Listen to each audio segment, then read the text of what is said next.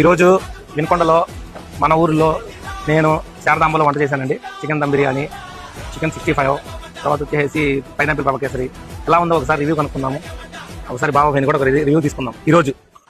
ఈ రోజునే ముందు జాకిర్ ఎప్పుడు వండినా వంట బాగుంటుంది.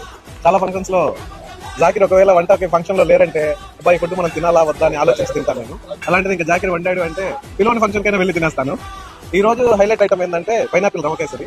విడిగా రవ్వ నేను తిన్నాను, అయినా కానీ జాకిర్ వచ్చి చెప్పేసరికి తిన్నాను. చాలా బాగుంది. Thank you Zakir caterings.